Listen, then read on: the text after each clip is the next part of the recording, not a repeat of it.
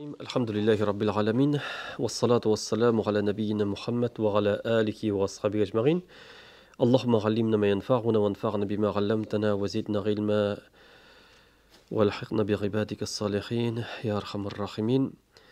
Hürmetli din kardeşlerim, bugün sizge söyleyeceğim tema ol da bulsa bir meşhur, belki kubagız biladır, meşhur bir hadis, ol hadis-el Qudsi.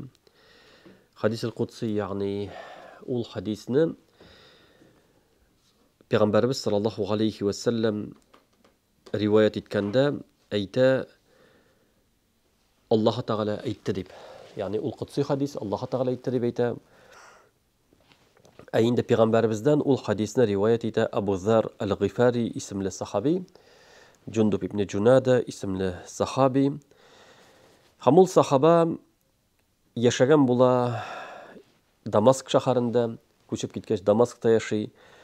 Hamına bu hadis bizge onun şılbırı kildi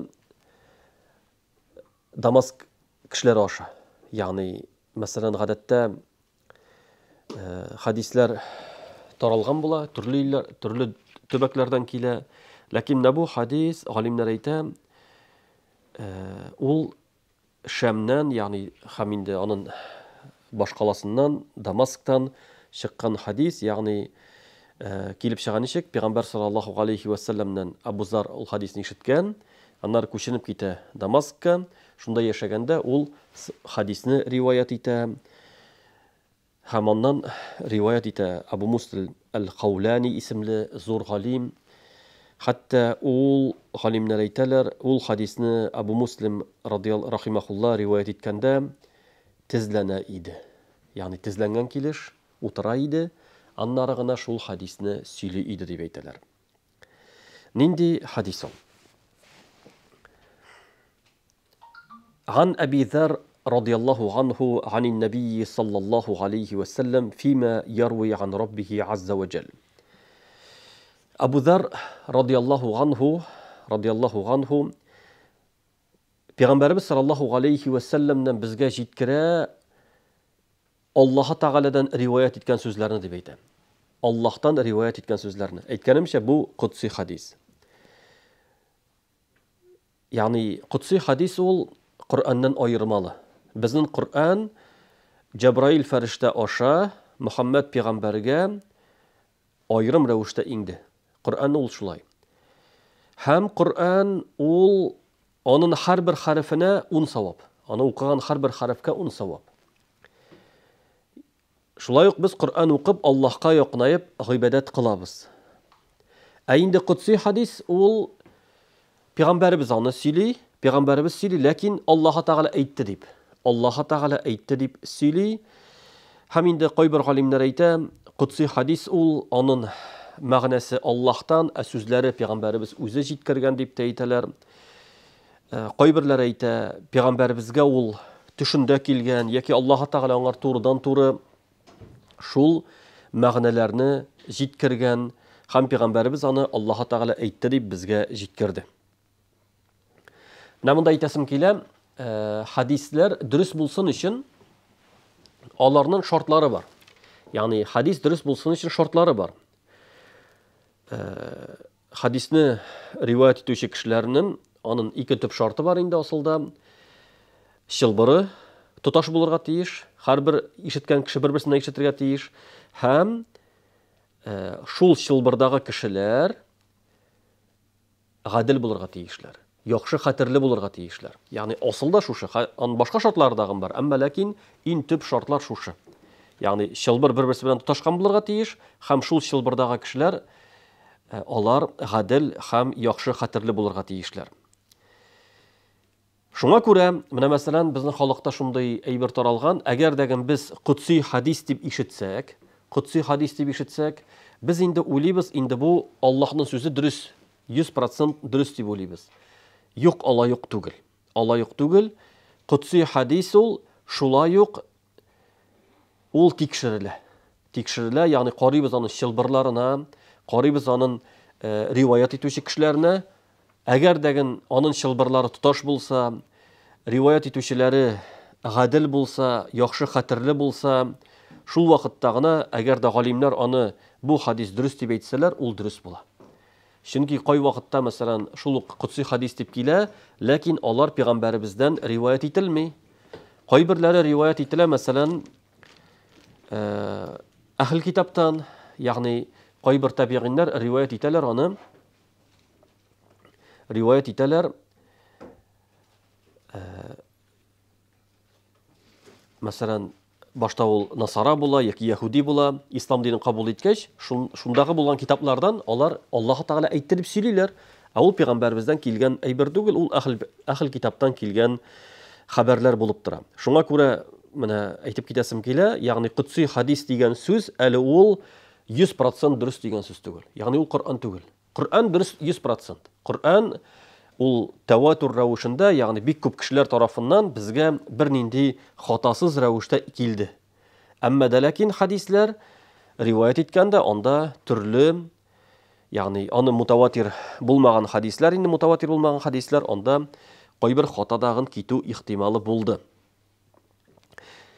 Һәм монда әйтә: "Аннаху қала я ибади инни харрамту зулма ала нафси ва джаалтуху бейнакум мухарраман фала тазаламу." Аллаһ Тәгалә безгә эндәшә. "И минем бәндәләрем" ди, "Я ибади" дип әйтә. "И минем бәндәләрем." Бәндәләрем дип әйтә. Бәндә дигән сүз ул кул дигән сүз. Бәндә ул фарсы сүзе. Шуңа күрә бәндәм дип без Аллаһның бәндәле, ягъни Аллаһның кулы. Аллаһның кулы. Кул инде татарча аңлыйбыз, кул. Һәм хәзерге вакытта кайбер кешеләр әйтергә мөмкин, ничек инде мин кул түгел бит. Нәрсәгә мин кул? Мин бит хөррияттә кеше, мин бит азат кеше. Мин ирекле кеше дип әйтергә мөмкин. Әйе, без ирекле, әмма дә ләкин безнең ирегебез чикле. Шуңа күрә галимнәр әйттеләр: Адәм баласы телиме, теләмиме, ул барбер кул. Куллык була ике төрле. Гомуми куллык, бүтән кеше Аллаһның кулы. Чөнки кеше бер кешедәген үзе телеп дөньяга килмәде. Берәребез, менә минем туасы килә иде шул дәүләттә. Минем әтиянием шул булсын иде. Байлар булсын иде дигән бер кешедә андай әйбер бармы? Юк. Ул үзе теләп дөньяга килмәде. Ул үзенең җинсендәген сайламады. Минем малай буласы килә, кыз буласы килә дигән ихтияр булмады. Аллаһ Тәгалә кемнедер кызлар җинсеннән кылды, хатын-кыз, кемнедер ирләр җинсеннән кылды. Кемдер бай гаиләдә туды, кемдер ярлы гаиләдә туды. Кемдер ятим рәвештә үсте, кемдер, ягъни ул бездән тормый. Шулай ук кайбер кешенең яшисе килә 100 елга хатлык.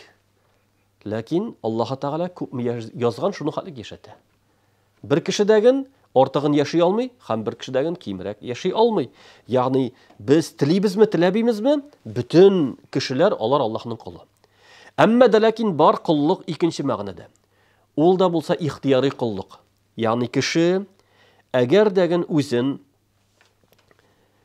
Аллаһны таный икән, Аллаһ Тәгаләне таный икән, һәм мин Аллаһның кулы дип Аллаһка иман китерә икән, һәм Аллаһка куллык, бәндәлек, бәндәчелек сыйфатына ия булырга омтыла икән, Аллаһ Тәгалә ярата. Аллаһ ярата андый бәндәләрне, һәм Аллаһ Тәгалә андыйларга эндәшә: "Я ибади", минем бәндәләрем дип эндәшә. Бәндәләрем дип яратып эндәшә. Яратып эндәшә. Хәтта Коръәндә Аллаһ Тәгалә Фуркан сүрәсендә Гыйбадур Рахман дип атады. Гыйбадур Рахман. Ягъни Рахман Аллаһның исеме, аның куллары. Ягъни Аллаһның чын кулларын Аллаһ Тәгалә ярата. Шуңа күрә без омтылырга тырышырга тиешлебез, шушы Аллаһның чын кулы булырга омтылырга тырышырга тиешлебез.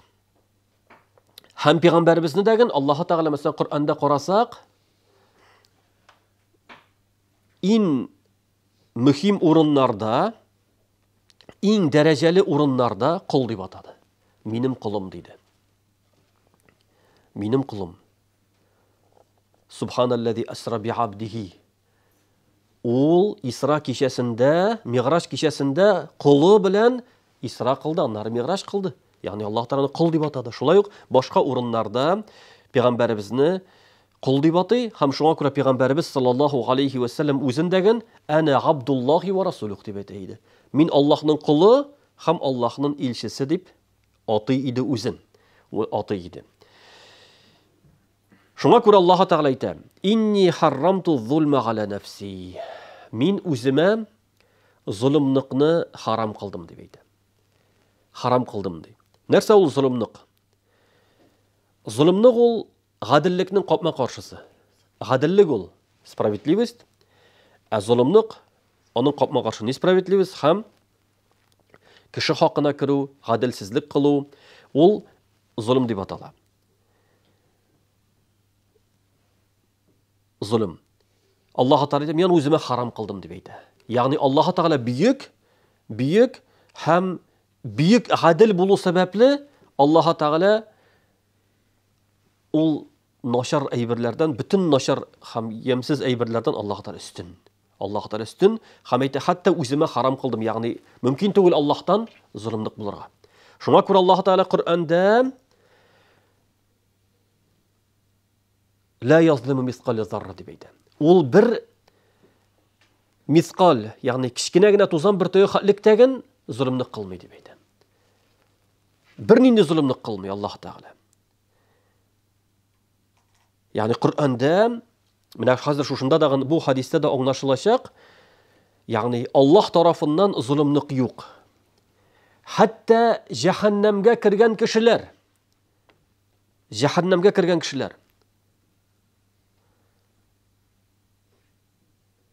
Тәбәрәк сүрәсендә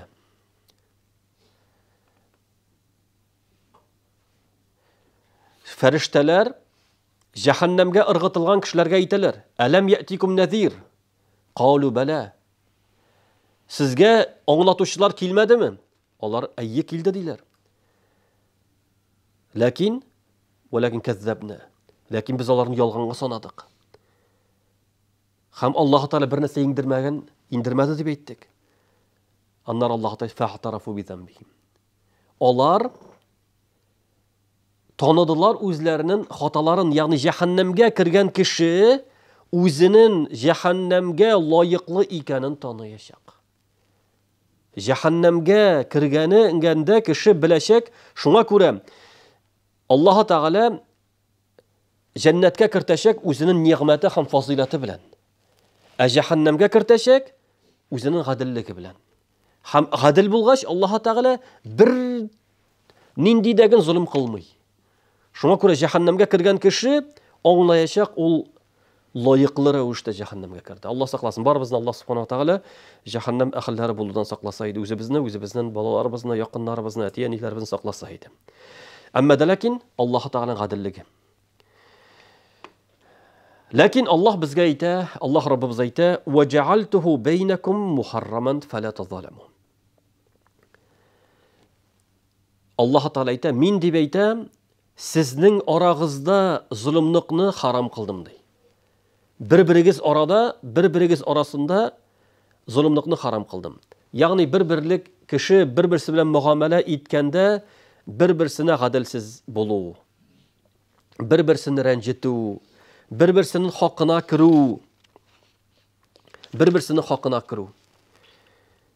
Булар бөтенесендәген тыелган.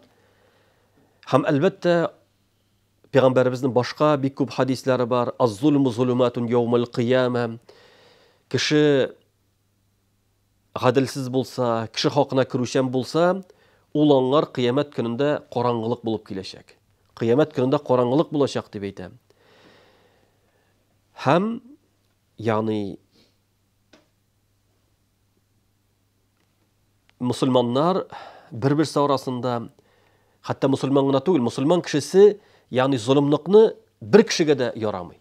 Ягъни бер кешегә дәген, хәтта хайванга, бер җан иясенә дәген син зулымлык кылырга тиеш түгелсең. Кем генә булмасын ул. Хайванмы ул, кошмы ул, кешеме ул, син аңар зулымлык кылырга тиеш түгел. Бу асылда Аллаһ Тәгалә әйтә, харам кылдым дип әйтә. Харам кылдым ди. Шуңа күрә Biz карарга тиешлебез. Ир белән хатын арасында мөнәсәбәтләр. Бер-берсенә карата алар гаделлек кылалармы, яки зулымлык кылалармы? Менә мин Аллаһ тарафыннан булган бурычны үтимме? Гаделсезлек кылмыйммы? Ни өчен дигәндә, менә бу зулымлык галимнәр әйттеләр, зулым ике төрле була дип әйттеләр. Зулым ике төрле була. Беренче зулым ул кеше үзенә кылган зулым. Кеше үзенә кылган зулым ул беренче. Икенчесе башкаларга кылган зулымлык. Беренче кеше ничек инде үз-үзенә зулымлык кылсын, карагыз. Коръәндә Аллаһ Тәгалә әйтә, үз-үзегезгә зулымлык кылмагыз ди. Ничек кеше үзенә үзе зулымлык кыла? Галимнәр әйтте, әгәр дәген кеше гынах кыла икән, әгәр дә бузыклык кыла икән, ул үзен җәһәннәмгә алып бара. Аның гынахы сәбәпле ул җәһәннәмгә керә. Ягъни үзен җәһәннәмгә кертмә дип әйтә Аллаһ Тәгалә. Үз-үзеңгә зулымны кылма, зулымны кылма. Ә инде иң зур зулымлык кешене мәңгелек җәһәннәмгә алып керә торган зулымлык ул да булса Аллаһка тиңдәшлек кылу, ширк кылу. Инна ширк ла зулмун газим диде Аллаһ Тәгалә. Чынлыкта ширк диде иң зур зулымлык дип әйтте. Шуңа күрә кеше үзенә зулымлык кылмаска тиеш. Аннары Аллаһ каршында иң зур хаклар башкаларга зулымлык кылу. Чөнки гынахлар өч төрле. Гынахлар өч төрле. Беренче төрле гынах ул Аллаһка тиңдәшлек кылу, ширк кылу. Аны Аллаһ гафу итми. Әгәр дә кеше тәүбә итмәсә. Бу гынахтан тәүбә итмәсә, Аллаһ Тәгалә аны гафу итми. Ширктан кеше мәсәлән ширк кылып, шул килешүлеп китсә, Аллаһ гафу итми. Илля мәгәр тәүбә итсә, Аллаһ Тәгалә гафу итүче. Икенче төрле гынах ул Аллаһ белән ике арадагы булган гынах. Аллаһ белән ике арадагы булган гынах кеше, ягъни кеше хакына кермәде. Аллаһ белән ике арадагы булган гынахлар. Аллаһ теләсә, хәтта теге кеше тәүбә итмичә үлә икән, Аллаһ теләсә гафу итә ала. Кеше буламы ул, зур буламы? Аллаһ, ансы Аллаһ теләсә. Чөнки Коръәндә инналлаһ ла яғфиру ан юшрика бихи ва яғфиру ма дун залика лиман яша. Аллаһ Тәгалә үзенә тиңдәшлек кылганны гафу итми диде. Ә ширктан кичкенәрәк булганны теләсә гафу итә диде. Ягъни башка төрле гынахлар кирә ала. Һәм өченче төрле гынах ул бәндәләр хакы булган. Кеше хакына керү. Кешеләрне рәнҗетү. Менә бу гынахны Аллаһ Тәгалә гафу итми, хәтта теге кеше гафу иткәнче. Кеше хакына кирсән, Аллаһ гафу итми, әгәр дәген бу кеше гафу итмәсә. Шуңа күрә Пәйгамбәрбез саллаллаһу алейхи ва саллям әйтте, бу дөньяда бәхилләшеп калыгыз диде. Бу дөньяда бер-берегезнән гафу үтенеп калыгыз диде, чөнки ахирәттә инде акча булмаячак, анда изге гамәлләр генә булачак. Изге гамәлләр генә. Шуңа күрә мәшһүр хадис, банкротка төшкән хадис, билгеле шулай бит инде. Ул кем турында? Кешеләр хакына кергән кеше турында. Кешеләрне рәнҗеткән кеше турында. Пәйгамбәрбез саллаллаһу алейхи ва саллям әйтте, банкротка төшкән кешене кем икәнен беләсезме диде. Сахабалар әйттеләр, акчасыз калган кеше диде. Пәйгамбәрбез әйтте, кыямәт көнендә банкротка төшкән кеше шулдыр, кем килә бик күп саваплар белән. Тау-тау хәтлек саваплары була. Әмма дә ләкин ул берсен кыйнаган, берсенә суккан, берсен рәнҗеткән, берсенә кешенең хакына кергән. Һәм бөтенесе булар бу дөньяда бәхилләшмәгән. Бу дөньяда алар белән гафу үтенмәгән. Инде Аллаһ Тәгалә каршына килер, әйтәләр, "Я Раббым, ул миңа шулай әйтте, ул миңа шулай әйтте" дип савапларын алалар. Хәтта саваплары биткәч, әле кешеләр бетмәде, гынахларын аңар ыргытырлар дип килә. Шуңа күрә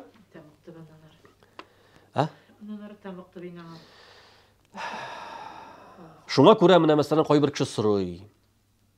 Әгәр дәген кеше чынлап та кемнедер рәнҗетте. Һәм аңлады үзенең гынахын. Ләкин ул кеше юк хәзер. Вафат. Үлгән ул кеше.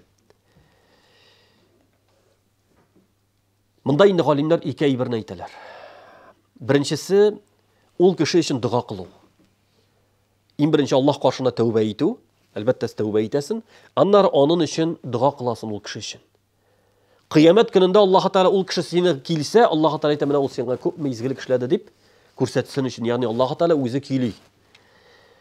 Һәм икенче әйбер, әгәр дә мәсәлән кеше җитәкчелек урыннарында эшләгән булса, ягъни кешеләр белән күп кемнедер рәнҗетергә мөмкин, кемнедер хакына керергә мөмкин, ягъни кешеләр белән эшләгән кешегә иң зур әйбер ул да булса күбрәк изге гамәл кылу. Ягъни кемдер ала калса, изге гамәлләр күп булсын. Һәм инде кайбер галимнәр әйтә, менә ураза дип әйтәләр. Уразаны менә шушы, чөнки Аллаһ хадистә килә бит, ас-сауму ли ва ана аҗзи бихи. Ураза минеке диде Аллаһ Тәгалә. Ураза минеке диде. Һәм мин үзем аңар бирәм диде. Кайбер Суфиян ибн Хуяйна исемле галим әйтә, уразаны ди, менә шушы банкрот вакытында кешеләр ала алмаслар ди. Ягъни уразаның савабы калыр ди, чөнки Аллаһ Тәгаләнең үзенеке дип әйтте ди. Ягъни бәлки гөнаһлар ыргытсалар дагын аңар, башкасы бетсә дагын, ягъни уразасы калачак.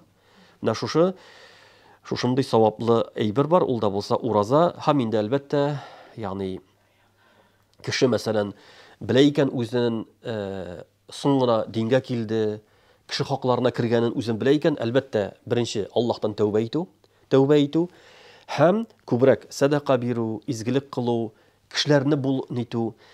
Һәм галимнәр әйттеләр, табигый галимнәр әйтә таган була, күп гөнаһлы кешегә иң саваплы гамәл су эчертү дип әйтәләр. Кеше ашату, су эчертү, чөнки Аллаһ Субханаһу ва Тәгалә зиначы хатынны гафу итте бер эткә су эчертү сәбәпле. Ягъни шуңа күрә су эчертү һәм изгене ашату, эчертү, менә шушы саваплы гамәлләр, алар иншалла гөнаһларны гафу итәргә сәбәп булып тора. Аннар Аллаһ Тәгалә әйтә: "Я гыйбади куллукум даллун илля ман хадайтуху фастахдуни ахдикум. Я гыйбади куллукум джаи'ун илля ман ат'амтуху фастат'имуни ут'имkum. Я гыйбади куллукум арин илля ман касawtuhu fastaksuni aksukum. يا عبادي إنكم تخطئون بالليل والنهار وأنا أغفر الذنوب جميعا فاستغفروني أغفر لكم." Менә шушы зур өлешендә Аллаһ Тәгалә безгә эндәшә һәм дүрт әйберне сорарга куша. Аллаһ Тәгалә әйтә: "Эй минем бәндәләрем ди, сез адашкан идегез ди. Мин туры юлга күндергән кешеләрдән башка, миннән хидаятны сорагыз, хидаяткә күндерәмен" дип әйтә. Шулай ук сез аш идегез, илля мәгәр мин ашаткан кешеләрдән башка, миннән ризык сорагыз, ашатырмын. Шулай ук, эй минем бәндәләрем, сез ялангач идегез, илля мәгәр мин киендергән кешеләрдән башка, миннән кием сорагыз, киендеремен. Һәм эй бәндәләрем, сез иртән һәм кич хата кыласыз, гөнаһ кыласыз, һәм мин бүтән гөнаһларны ярлыкыйм, миннән гөнаһны ярлыкауны сорагыз, гафу итәрмен ди. Дүрт әйбер. Карагыз. Хидаят сорау һәм гөнаһларны ярлыкауны сорау. Бу ахират әйберләре. Бу дөнья әйбереннән кием сорау һәм ризык сорау. Менә бу нәрсәне аңлата җәмәгать. Ягъни адәм баласы ул Аллаһка һәр даим мохтаҗ. Һәм Аллаһ Тәгалә менә шушында ассызыклап әйтә: кеше хидаят таба алмый, әгәр дә Аллаһ Тәгалә хидаят бирмәсә. Кеше гөнаһларын ярлыкауны сорый алмый, әгәр дә Аллаһ Тәгалә гафу итмәсә. Кемдер әйтергә мөмкин? Без бит инде исламда, без бит инде әлхәмдүлиллаһ, Аллаһ Тәгалә безне намазга бастырды, хидаят бирде. Галимнәр әйттеләр, хидаят ике төрле диделәр. Хидаят исламга килү, адашудан, күфрлектән исламга килү, һәм шулай ук шушы исламның төрле тармакларын өйрәнү. Ягъни, менә сез монда дәрескә килдегез, сез хидаят сорап килдегез. Шушы динебезнең тармакларын өйрәнү дигән ул хидаят. Күркәм әхлакны өйрәнү дигән ул хидаят. Аллаһумма һдини ли ахсанил әхлaqi ла яһди ли ахсаника илля ан. Пәйгамбәрнең хадисендә килә: "Я Раббым, безне күркәм хулыкка күндер." Син генә күндерүче күркәм хулыкка. Ягъни, кеше бу дөньяда яшәгәндә, карагыз аны. hidayetni albatta dini mesele. Dini mesele. Amma da lakin sen Allah'tan soray alasın her bir aybirini. Mesela nindidir yanga hünerini uzlaştırasin. Bilmisin. Allah'tan soray. Ya Rabbim öğrenirge yardımını bir. Ya Rabbim şunu uzlaştırga yardımını bir. Mesela kişi imtihanga otura. Yaki nindidir bir ağır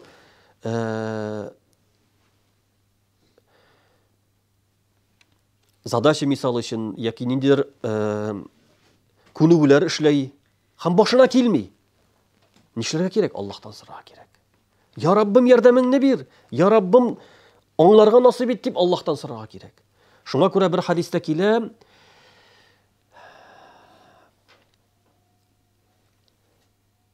hatta ayak kiyim bavlarını dağın üzülse Allah'tan sorağız dip kile. Koy bir rivayet dağırdı.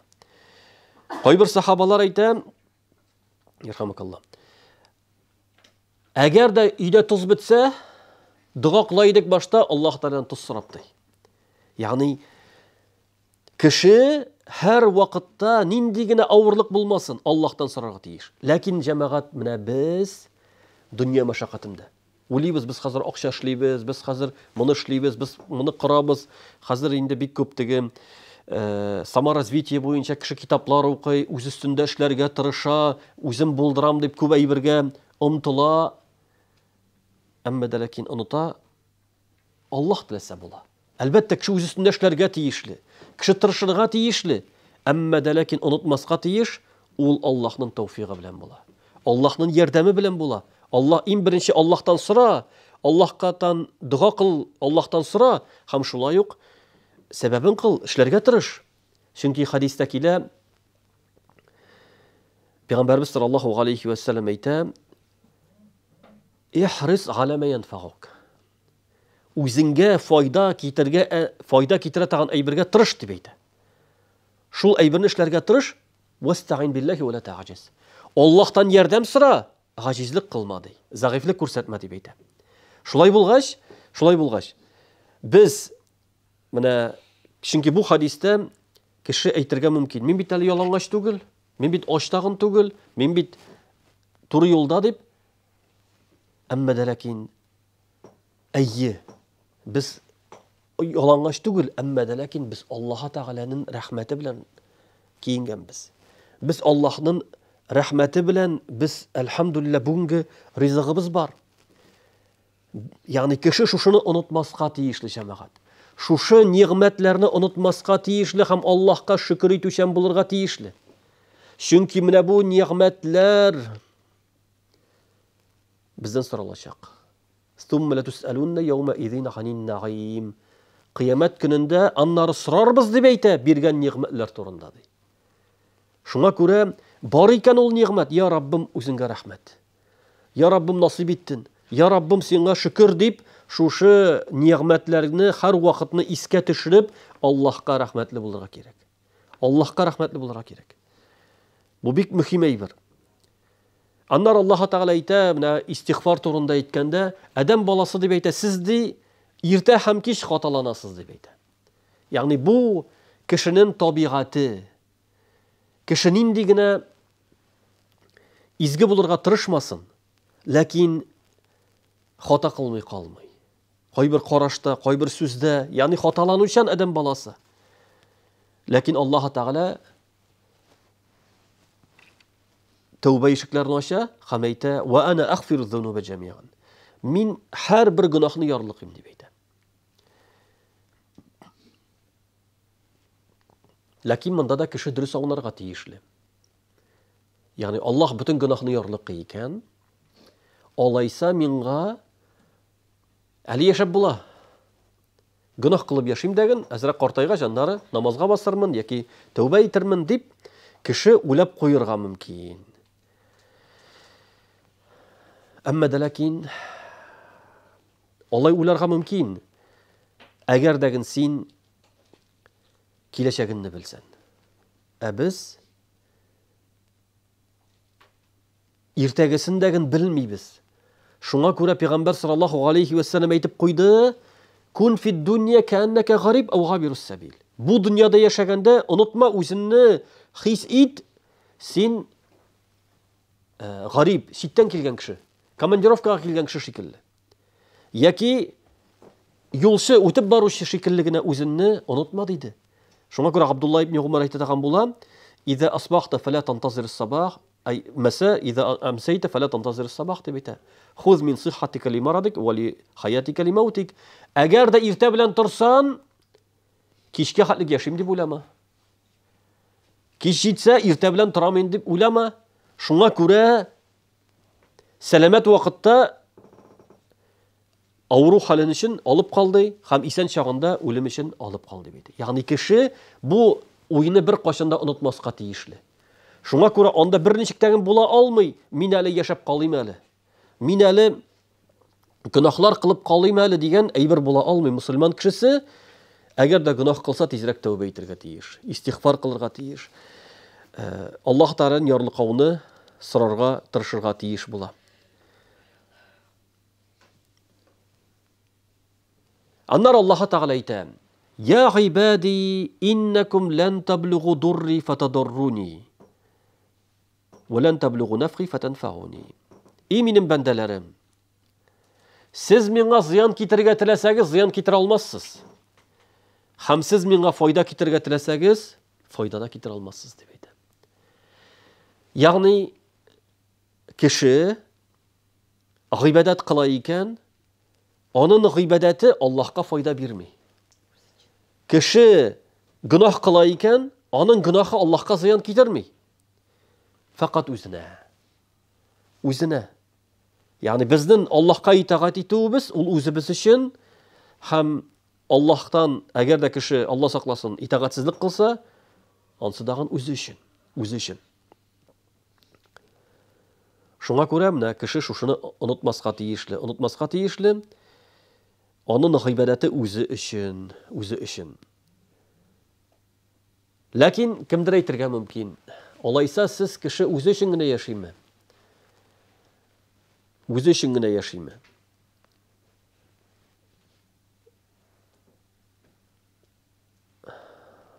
Asılda gıybedet bula, bilesizmi? Gıybedet bula in tüben derecesi. Sen Allah'a itaat etesin, hem haramlardan tıyılasın, savabını işlesen, izgilikini işlesen savab bula, haramdan tıyılsan savab bula, hem şu sebeple inşallah cennetke kiresin. Bu halimler ettiler in tüben derece.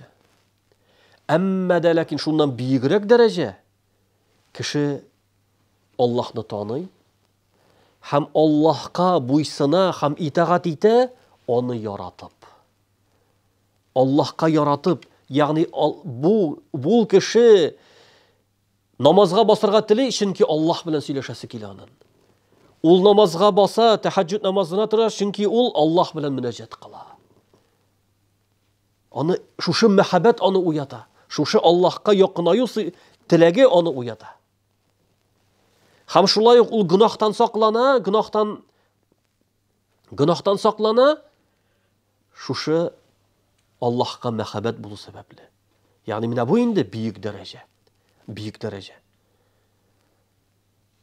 Şuna göre mine eğer degen kişi özüsünde işlese, hem şu eyberlerini uylasa, onun için gıybedet kılı, halimler eyteler, biz mükellef diye eyteler. Allah Teala bizge yükledi, farzlarını öterge, haramlardan tıyılırga bizge kuştu, emme de lakin ol namazını faraz etti, urazanı faraz etti, Kur'an okuna kuştu meselen mi? Lakin mine bular yüreği iman bilen tulgan kişiге ol ağırlık tügül. Ol kirisinçe ol bir rizık, ol bir azık, ol bir rahatlik, hem kişi şundan can rahatı taba. Şuna göre burunғы galimler aytadigan bola, eğer degen patşalarının balaları bizdagi bulgan rahatlikni bilseler, onu bizden alır için kılıçlar bilen kıynarga tilerler idi bizni, lakin şul rahatlikni alır için deb aytadi. Hem galimler aytdilar, kişidagi bulgan şuşu halat, eğer degen şuşu rahatlikka erişe alsa, asını ciddi de. Алайса, бітті да дәрісті бұл получается. Тез бітті алайса. Ярар, субханакаллахумма, ашхаду ан ла илаха илля анта, астағфирука ва атубу илейк.